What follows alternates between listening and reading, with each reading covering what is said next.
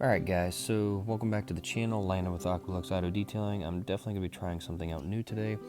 Today's video is going to be about DPC T9. DPC T9 has been on my paint for about 8 months. We had the snow apocalypse hit us like many of y'all saw last week. So what I'm going to start doing right now, as you can see the bottle, I am going to put an acid wash on my truck. So not only have I not washed it for 3 weeks, but I've also took it through the snowpocalypse for a week, and I used the 4-wheel drive and everything. So we're using it 5-to-1, hosing my truck down. I did not plan on doing a voiceover until I could not get any of the background stuff happening around our house to go away. There's barking dogs, screaming kids across the street, my own screaming kids, roosters crowing, you name it. Excuse me. So we're just gonna be hosing this down with the acid wash. I'm really just wanting to show the power of DPC T9. I do not recommend doing this. I'm doing it more from an extreme standpoint, just to show you how not only tenacious it is, but just the durability and how much it can really it can just take a whooping. That's really what I'm wanting to do, or show. So forgive me. I'm not used to all this voiceover stuff. So I'm laying it on very heavy 5-to-1 acid wash on the paint, or on the coating, if you will. So what I'm going to do next is I'm going to rinse. I'm testing out a pressure washer a company sent me. I'm not going to say the name of it yet. I'm not sure how I feel about it. So we're using a 4.0 40-degree nozzle, and we're going to be doing the rinse. This is probably going to be the most I've ever talked in a video, so please forgive me. I'm not trying to just make fillers up, but I'm wanting to bring out the realness of the video while I'm doing it. So there was really no justification for the acid wash. Just like I said before, I just wanted to show that it could take a whooping and keep going. So after the acid wash, once I get done rinsing, what you'll see here, man, I am ugly and I look pissed sometimes when I'm washing cars. I need to work on my my facial expressions and not look so upset or whatever. So after this, I am going to be using Chemical Guys Honeydew Snow Foam. That's what I'm going to be using. And I use about 1.5 or 2 ounces, I believe. So I'm going to go get it right now. As you can see, fill up my foam cannon. And I'm using the Pina Colada smell. I was using the Honeydew, but this is the Honeydew Snow Foam Pina Colada scent. I believe I'm saying it right. So if you are wanting to know what it is, I will put it in the description below. And we should be foaming here. I should be foaming here any second now. Pretty sure it doesn't take me that long to fill it up and get the water going. But anyways, I use this 4x4 the whole week. I drove probably, let's see, excuse me. I probably drove about 700 miles, and I'm not even kidding. Had to take kerosene oil to my parents because they were going on and off, and well, hello, I dropped the phone. Wait, no, I remember this part. I think my wife was coming in and out of the gate, and then when she shut the gate, it just kind of threw off the whole entire phone off the fence. So anyways, back to where we were going. So I drove about 700 miles, drove my parents, brought them kerosene, went out and drove a family out near us in Louisville. They were out of water. They only had 3 gallons left. They had a bunch of kids at their house, two families staying there. And I told them, I said, hey, I don't think 3 gallons is enough of water. So I said, I'll come and bring it out to y'all. So thankfully, some of y'all may make fun of me. Either way, I don't care. But my 4-wheel drive absolutely just was itching to use it. So I practically used it almost the entire time. Here we go with the foam. So we're using the Honeydew Snow Foam by Chemical Guys. But anyways, I went out there. It was 11:30 at night. Was driving carefully, but the trucks were on the road putting down the brine. I believe that's what it's called. So there was a bunch of brine on my truck. I think I'm saying it right. That salt water mix that they put all over the road. And I'm just going to be hosing this down, and then we're going to be doing a contact wash. Now, let's make a note of what's going on with the water temperature. So I think there's something that needs to be addressed sometimes when people do contact washes, when you're doing when you're maintaining coating, or even just the temperatures in general. If you think there's going to be extremely fast sheeting when the temperatures are cold and you're probably washing in 40 degrees, some people may say, oh my word, it's gone.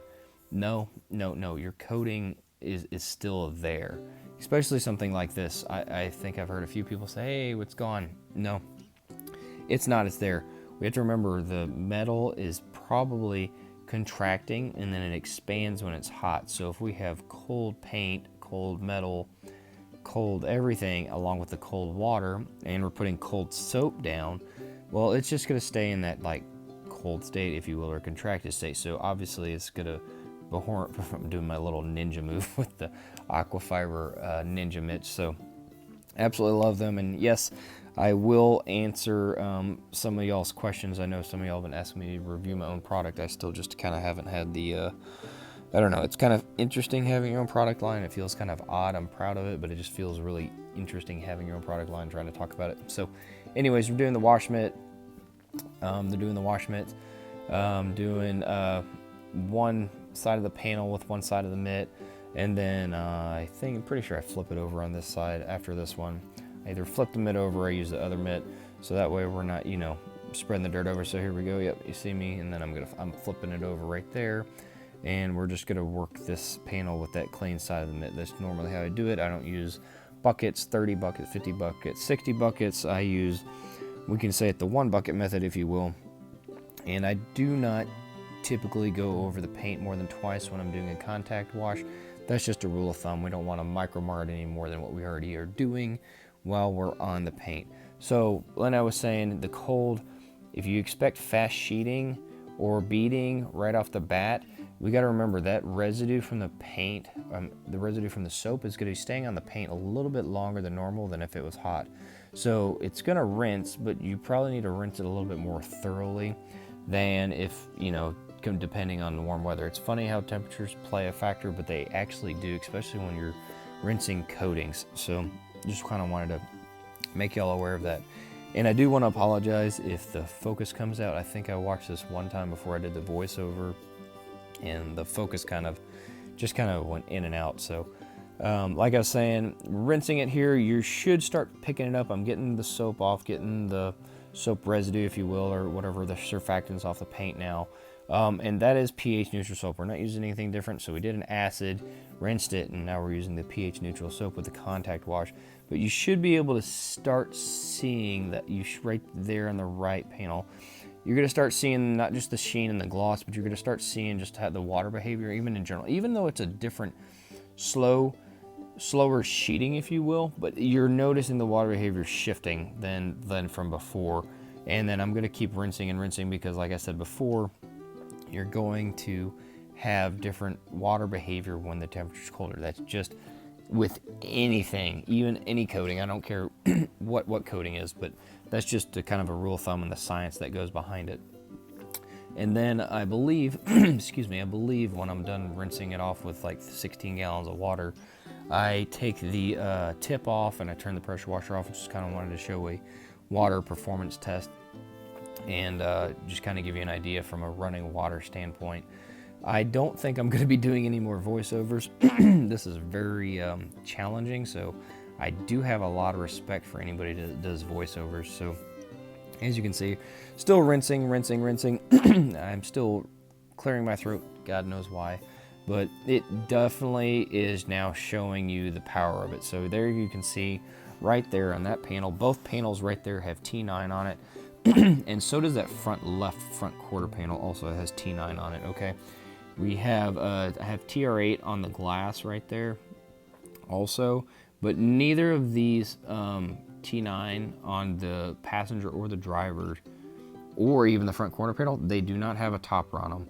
I have neglected them completely. I have maybe washed my truck 5 or 6 times. Yeah, that's what happens when you either A, get busy, or B, you don't have enough time to detail your own cars because you are so busy taking care of everybody else's cars.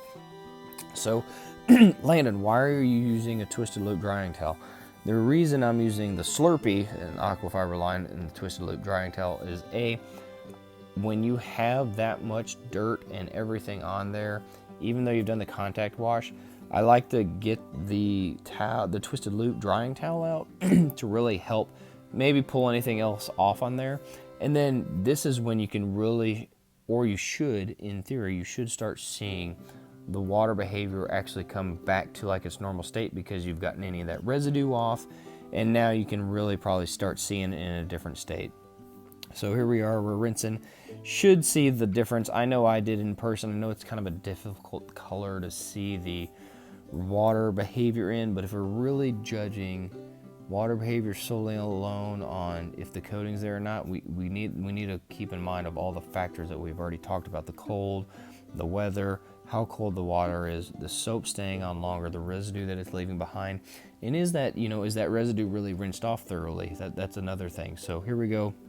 I've turned the power washer off, and now I'm just running the water just from the PSI from our house. We actually have really good PSI at our house. It's around like 85 or 90. Yeah, I'm not even kidding. It's very awesome here.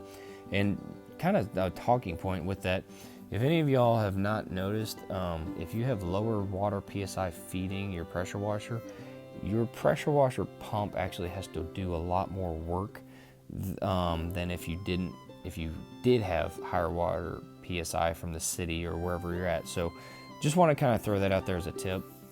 And something I've noticed even with the actives and people talking to me about it is that it definitely can strain your pump or your pressure washer more if there's lower PSI feeding it.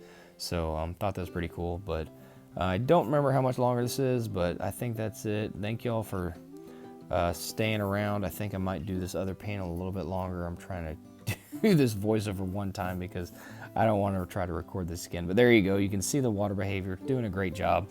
DPC T9, the water. This is where you can really see the beauty of it. And yeah, I appreciate y'all. Love y'all. And so grateful for y'all being here and just supporting the channel. Love y'all. Bye.